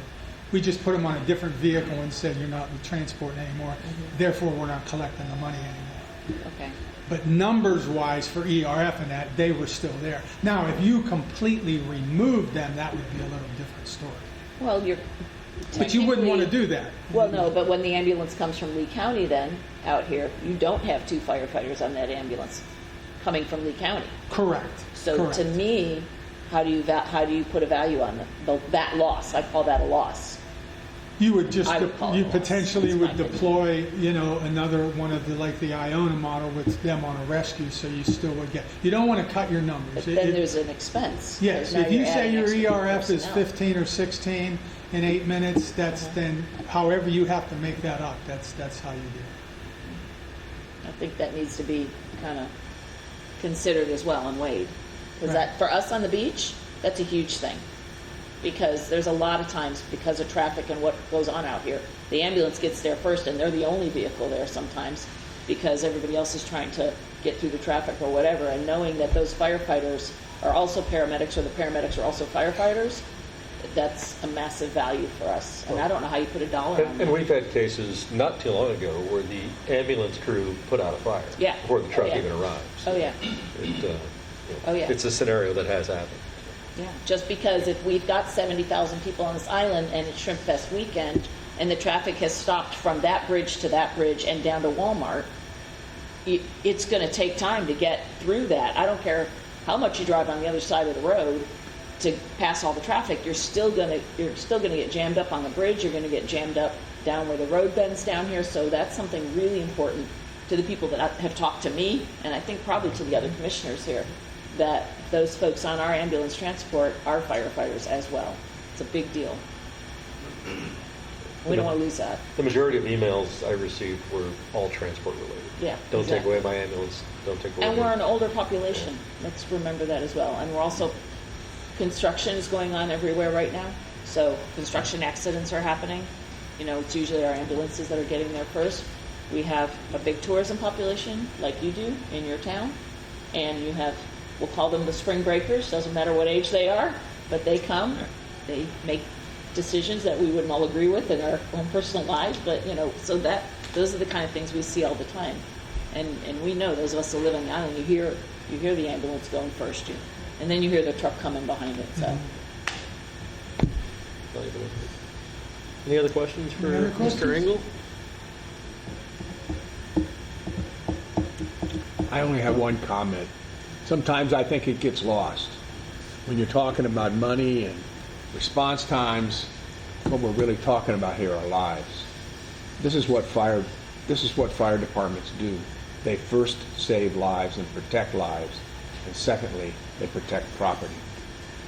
We have to remember that any action that's taken at our level, you have to think about the impact this is going to have on people's lives.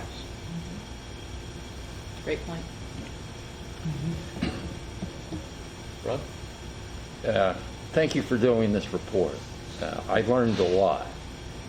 Unfortunately, it cost me, or the district, $40,000 to learn what we pretty much already knew. But now we have hard evidence. So as this moves forward, I'm confident that we will continue as we have. And I agree with all the recommendations. There's things we can do that'll cost time, but it won't. And they're all doable. The mental health stuff is important. I think a chaplain is important. And those are positions that, staff is going to be busier. But, and with Jim and everyone else, we can't cut positions. The only time you can really save money is you got to close a station and reassign the firefighters through attrition. And to not have, there's no way that anyone would want to work in a department or a district where we're both equal, we're both on the same apparatus, both doing the same job, and you're making $5,000, $7,000, $10,000 more than me. That's just ridiculous. Yeah, it's not, no. The whole thing with this study, in my opinion, was a total waste of money and time. Now, this is your business, so this is what you do. But I think this was a short-sighted attempt by by politicians to get involved in something that they knew nothing about. But thank you for all your time. I appreciate that. And with that, I just want to say thank you to you and say it to Iona tonight. Most of you know my history with Florida Association of Special Districts and Special Districts overall. And I love working with special districts as opposed, I mean, we do county, we do city. No bad reflection, you're in a city, I know. But I really enjoy working with, especially the folks that I've worked with for so many years. So thanks for your confidence, and I hope that the report is valuable to you, and I hope that some of the stuff in the report I talked to Chief about, and I think he kind of commented, we gave you some of the spreadsheets and so forth. Stewart mentioned that hopefully moving forward you can keep that process going, which you're already doing a phenomenal job. But we want you to take something away that hopefully will be of value. So with that, thanks. Thank you. I'd like to say, on behalf of the board, as the chair, you guys did an outstanding job. I appreciate the hard work in working with our teams of both districts. I'm in a little bit of conflict with Commissioner Fleming. I was against spending this money initially because of how it was kind of pushed down our throats. But I think the information we now have is invaluable. It benefits the district, it benefits our constituents and taxpayers, and I see great value in it moving forward and in our other planning and overall strategic outlook for the district. So I sincerely appreciate what you guys have done. Thank you Appreciate very that. much. And commissioners, please know your staff was overly accommodating. Stewart, you have any closing comments? You're the best. Negative, it was just a pleasure to work with you all, and I'm sorry I couldn't be there in person. I'm sort of suffering through 35-mile-an-hour winds looking at my trees, hoping they don't fall on my roof. Oh, they're used 35. They That's do that standing on their heads down here. We'd be having a cookout right now. Hold my beer. Hold my beer. Any closing comments? I just wanted to say thank you again, and I did want to jump in, but you asked an important question, I think, and that's the negatives besides the financial, and it's been talked about, right? For your district, through stakeholder input, the medical transport is extremely important to your community. We can't say definitively if it would go away, but we did meet with Lee County, and understanding the process to maintain that seemed compelling enough for us not to include that, in the combined district. So you could read into that. To your point, we did keep the staff, but we removed the revenue, right? So the staff was there, but the revenue was gone. So that is absolutely a negative for your district based on the feedback we had. And then for Iona, it was accreditation. Again, we reached out to the accreditation, the folks, and understanding the process that would need to happen to regain that, and us understanding how much work it is to become an accredited department or district. Obviously that would be a huge negative for them. So outside of the financial, there certainly are negatives outside of the financial aspects. So I just wanted to bring that up, but thank you very much. We really enjoy, we love coming to Lee County. We've done a lot of projects down here, so appreciate you having us, and it was a pleasure working with all of you. Thank you very much. Chief, anything you'd like to add? I'd just like to thank Jim and his whole team for their patience, because part of the delay in getting us here today versus last month or the month before was us emphasizing the fact that we hit on all the nuances of what we're experiencing post-storm. So, we kept injecting ourselves and learned a lot in the process, but to be able to be comfortable with the projections and the way they're built, knowing what we've gone through and what it looks like recovering from the storm in the years since. I appreciate Stewart and Jim and everybody that we worked with to make sure we had it accurate before we got in front of you. So. I think at this time, given the scope of this study, with the board's approval, that we take probably until next meeting to thoroughly go through that document, since it's over 300 pages long. If we have any questions, we can address the Angle Group and the chief with those concerns and thoughts, and then we come back in the January meeting and we'll approve the document overall if that is in agreement with everyone else. Fine with that? Yeah. Good. Outstanding. Good. So, if I may, Yes, sir. I think it's a great idea. First step in a voluntary merger is doing a study like this, so we have the information. Through this process, we've reached out to the community and asked for their feedback, but we really didn't have data to put in front of them. We now have the study. I'd like to, over the same time period, create a quick study, put this report on our website, put this presentation on our website, and give the community the next 5 weeks to also Yes. weigh in. You mean a survey? right? A survey, Yeah. thank you. Put the study on the website, their presentation, and a survey where they can weigh in and say, with data in hand, either, they can tell us how they feel about it. Right, yeah, and they could contact us or headquarters or the Angle Group if they have specific questions. But I think for efficiency, if they can run everything through the district, Yes. it would help filter out any unnecessary emails. Would Iona McGregor be doing something similar? Well, I just threw it on them, so. I was afraid to look at him. Yes.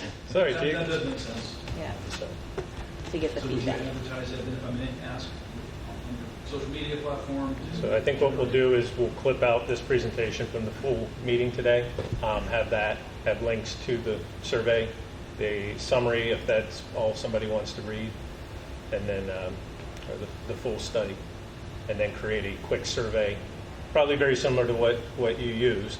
And one of the questions in the consultant survey was, do you want more information?